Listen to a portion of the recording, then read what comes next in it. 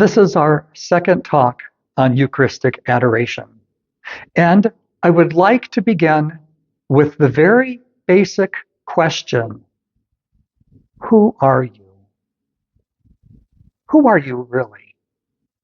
Not who do you pretend to be in front of others? Not who do you hope that people think that you are? But who are you really? Because if we're going to have a deep and meaningful communication with the Lord in Eucharistic adoration, we have to go with our true self. We have to let go of all the things that we often hide from others. We have to be honest with who we are, because if we are not honest in the sight of God, we can't hear him. We can't experience him.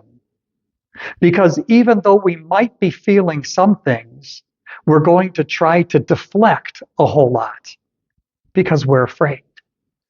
We're afraid that he might see us for who we truly are and not like us, or even worse, not love us. Well, I have news for you. God always sees us as we are. There is no hiding from God. Whenever we hide, we're only trying to hide from ourselves. We need to make sure that we come to the Lord open and honest. And so one of the first rules of Eucharistic adoration is to just be. Just be. Be yourself. If you come to Eucharistic adoration and you are addled, let the Lord know that. Because as I said, God already knows anyway. But if we are honest with him, we help to break down a barrier that we put between us and the Lord. If you're sad, let him know that. Break down that barrier. If you're angry, let him know that. I'll tell you a secret. Let him know you're angry, even if you're angry at him. God's got big shoulders. He can take your anger. And if you are honest with him in your feelings, if you're angry with him and you let him know it, now you have a chance for some resolution. Think about any kind of angry moments you have had with your friends, or maybe even with a best friend. You may have been reluctant to say something to that person, but when you finally spoke about your anger and about whatever the situation or situations were that made you feel that way, you had a chance to come to some kind of resolution. And maybe some of that anger was toward your best friend. Maybe even something that he or she said or did. And maybe they said or did something that made you angry that you didn't really understand the root of.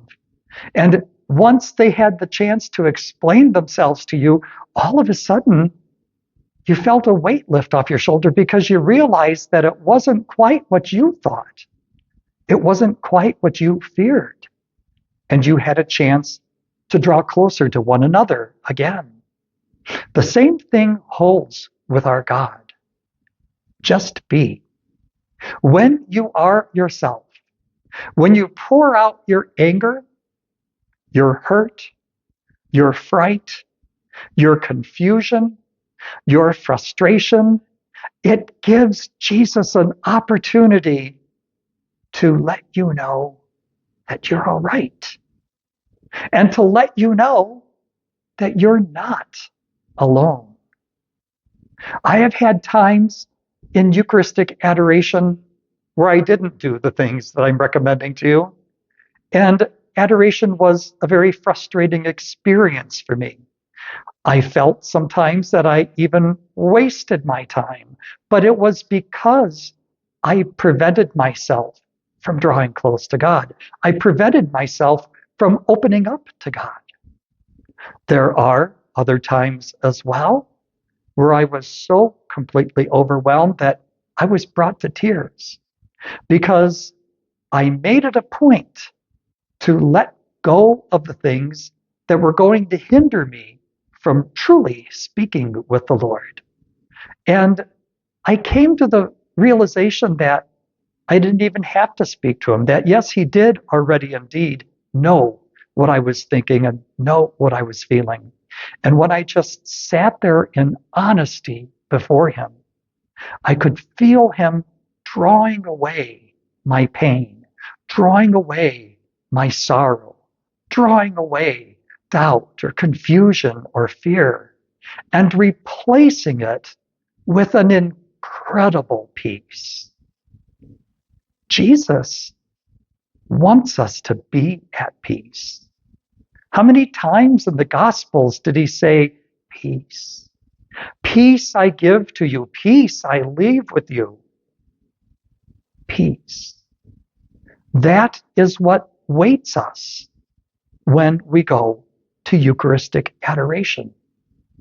And so if we realize that all we need to do is just be, then we come to the second important point of Eucharistic adoration, and that is that it's not about me. It's about him.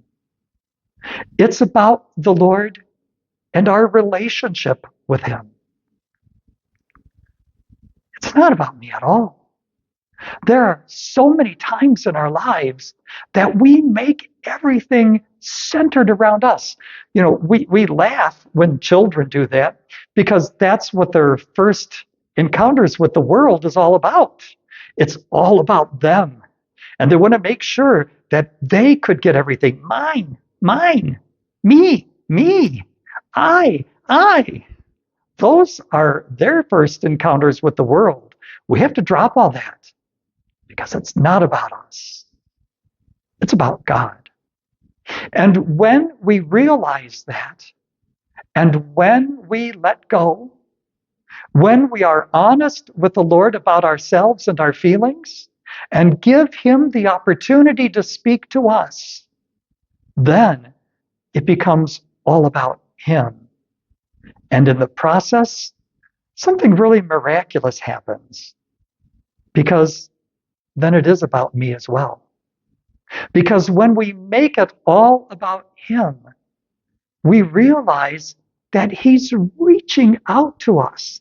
He's coming down to us, and he's grabbing us and cradling us because he loves us.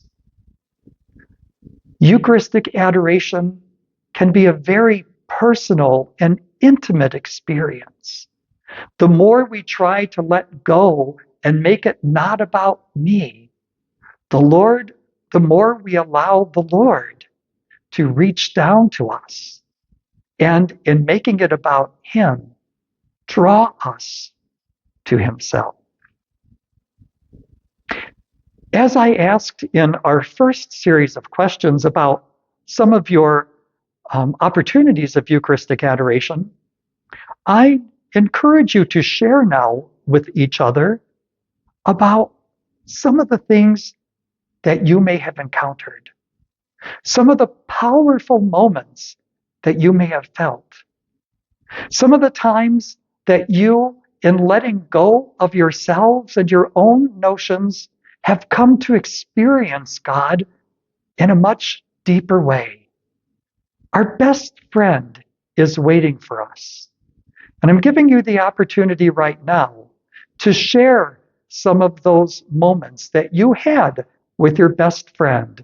And if you feel up to it, let us know how it may have changed your life, even if only for a brief moment.